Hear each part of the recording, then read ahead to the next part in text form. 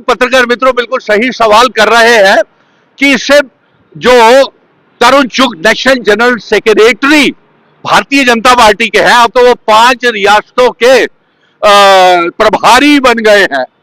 और ये देखिए उनका ये बयान आता है, यानी कि भारतीय जनता पार्टी अपने कमिटमेंट से पलट रही है। प्रधानमंत्री नरेंद्र मोदी जी ने और अमित शाह जी ने पार्लियामेंट के चुनावों में ये कहा था कि जल्द ही रियासत का दर्जा वापस किया जाएगा, और असेंबली के चुनावों में भी ये कहा था कि जल्द ही असेंबली के चुनाव होते ही रियासत का दर्जा वापस दे दिया जाएगा। शायद ये लोगों को गुमराह करने की एक साजिश थी, जिसके तहत उन्होंने सोचा होगा कि असेंबली के चुनाव वो जीत जाएंगे, लेकिन जम्मू कश्मीर की आवाम 1,30,00,000 आवाम उनसे भी ज्यादा समझदार निकली और इन्हें बाहर का रास्ता दिखा दिया, और ये सरकार जम्मू कश्मीर में नहीं बना सके, और ये जम्मू कश्मीर में सरकार नहीं बना सके। और तरुण चुग ये बयान आता है, शर्म की बात है। 28 MLA जो हैं इनके चुन करके आए हैं। अब तो ये देखिए कि आपके डोगरा महाराजा हरि सिंह जी की रियासत तोड़ दी, उनका स्पेशल स्टेटस, स्टेट सब्जेक्ट छीन लिया। अब तो आपकी आंखें खुलनी चाहिए।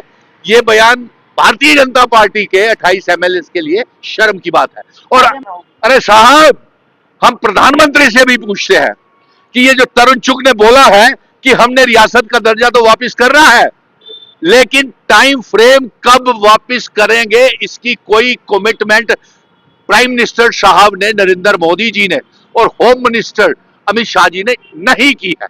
और हमने एक रेजोल्यूशन, और आपको जिस तरीके से पत्रकार मित्रों आपको मालूम है कि आर्टिकल 370, 35 से और इंस्ट्रूमेंट ऑफ असेशन की शर्त है, जिन शर्तों के ऊपर हमारे महाराजा हरि सिंह जी जम्मू कश्मीर का असेशन इल्हाक भारत के साथ करके गए थे, वो वाली शर्तों की हम रियासत चाहते हैं। नंबर 2, सुप्रीम कोर्ट से हम ये जीत के लाए हैं कि रियासत का दर्जा वापस किया जाए, तो फिर भारतीय जनता पार्टी क्यों नहीं दे रही?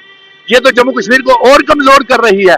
बिजनेस रूल ला करके आगे ही सारी ताकत एलजी और चीफ सेक्रेटरी को दे करके हमारे 1,30,00,000 आवाम को दरबदर कर दिया। बच्चे हमारे ओवर एज हो गए, और उनके साथ साथ बच्चे ओवर एज होने के बाद कारोबार, गरीबी, रोजगार, महंगाई जम्मू कश्मीर और देश में बढ़ गई। इसके लिए कौन? और ऊपर से आजकल इन्होंने एक नई खुदाई योजना की हुई है शुरू पूरे मुल्क में।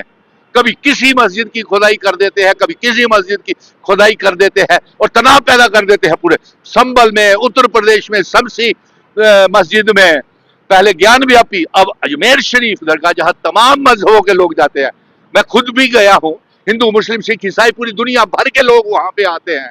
अरे भाई, खुदाई करनी है तो ये खुदाई करिए प्राइम मिनिस्टर नरेंद्र मोदी जी।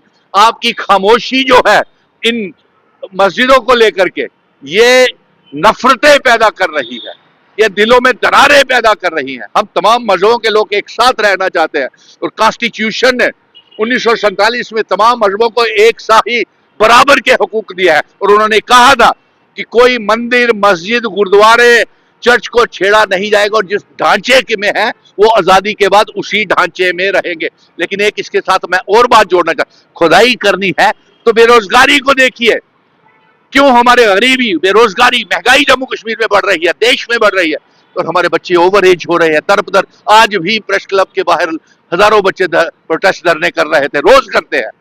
और अफसोस की बात यह है कि जम्मू कश्मीर की कहीं सुनवाई नहीं हो रही है। इसीलिए आज मैं फिर से ऐलान करता हूं, हम रियासत के दर्जे की जंग को लेकर के मैं तमाम ऑल पार्टीज की एक मीटिंग जल्द ही बुला रहा हूं, जैसे पहले बुलाई थी। और मैं इसमें कहूंगा, नेशनल कॉन्फ्रेंस, कांग्रेस, पीडीपी, अपनी party, peoples conference, Bharatiya Janata party के 28 विधायकों को भी कहूंगा कि अब इकट्ठे हो जाए रियासत के दर्जे को लेकर के, अपना स्टेट सब्जेक्ट सिस्टम शुरू करने को लेकर के। और जो रेजोल्यूशन स्पेशल स्टेटस का पत्रकार मित्रों पूछ रहे हैं, उसको लेकर के तो हम जारी रखेंगे। और प्राइम मिनिस्टर साहब को भी, पार्लियामेंट का सेशन चल रहा है, बताना चाहिए कि जो जम्मू कश्मीर का रेजोल्यूशन आपके पास पहुंचे हैं, होम मिनिस्टर को बताना चाहिए अमित शाह जी की जो आपके पास पहुंचे हैं उसका क्या किया है।